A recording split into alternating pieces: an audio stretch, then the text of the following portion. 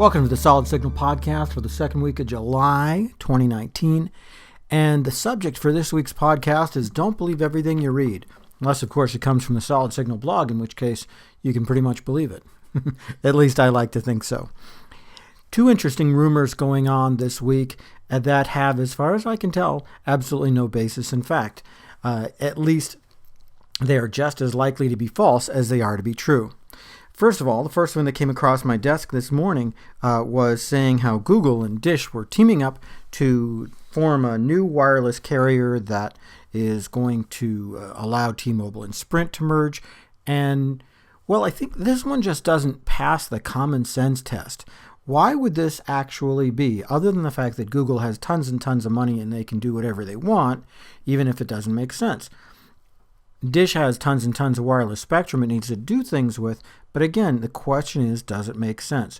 Sprint and T-Mobile want to merge into one carrier because they claim there isn't enough competition for four carriers. And now two much larger companies are claiming that they're going to form a fourth carrier. That doesn't make a lot of sense. And you've got people from Dish denying it. You've got people from Google denying it.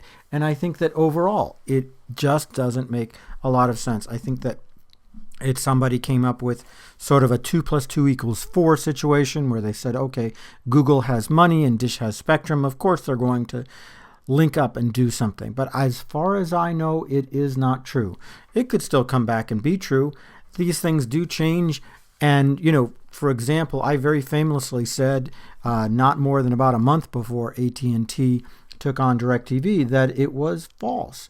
And it's not necessarily that I was wrong. It's just that the rumors weren't supported by fact. And as soon as those rumors were supported by fact, I changed my tune. And I will change my tune here again if I need to. The second one is about AT&T's upcoming TV service. It's impossible to ignore at this point, even if you're under a non-disclosure agreement. It's impossible to ignore because there's so much out there from people who have broken non-disclosure agreements. But it seems like we're being told certain things which may or may not be true. We're being told over and over again what different pricing levels are, what different rollout points are.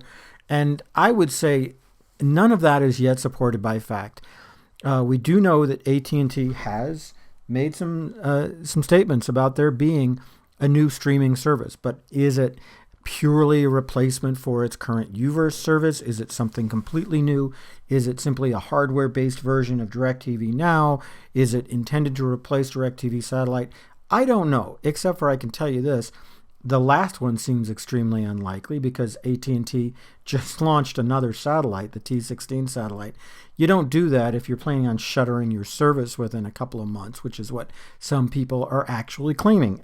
And that's honestly, that part is absolutely ridiculous.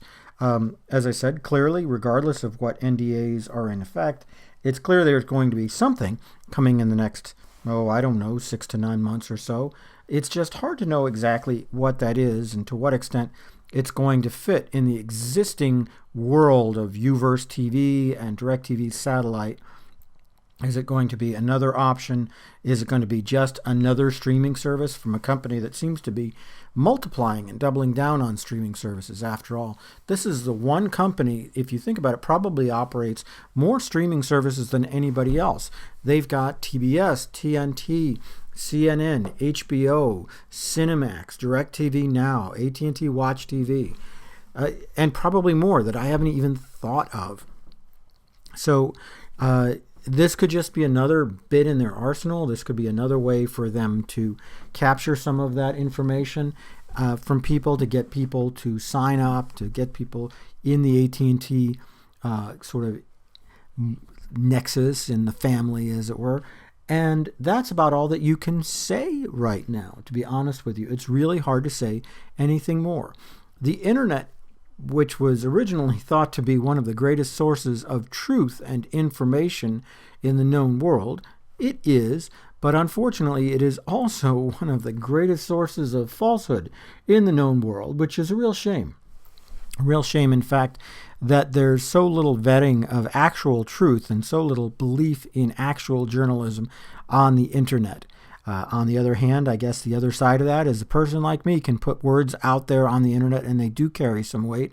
And while I do have some personal journalistic credentials, SolidSignal.com, which sponsors the Solid Signal podcast, is not a newspaper or a television station or any sort of journalistic sort of operation at all. And so maybe if the internet were better vetted, I might not have a job.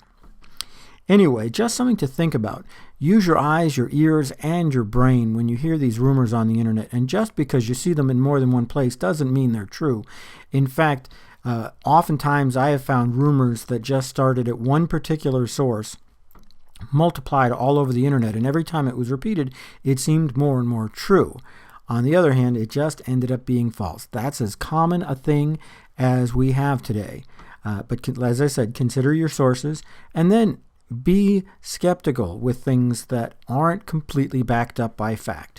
You can look at well-researched reports of any sort and find that there is honest journalism being done, that there are sources, there are facts, there is research, and then on the other hand, there are people who just heard things or quoted a single source, whether that source is unknown or known, and there's less credibility there. And sure, there are people who are just kind of making stuff up out on the internet, and it's hard for them to separate themselves from other people who are just legitimately putting information out there that they happen to have and that happens to be truthful. Anyway, next week we'll have a whole new set of rumors coming around about the world of telecommunications, and we'll have forgotten about all of these. But for now, it's fun to speculate. Leave some comments in the comment field wherever you get this podcast, whether you get it at the Solid Signal blog, whether you get it on YouTube, on Facebook, what have you. Leave a comment or two, and let's get to the bottom of what we all think and believe. And it doesn't necessarily mean because one of us or all of us think or believe one thing or another that it's true, but at least it's entertaining.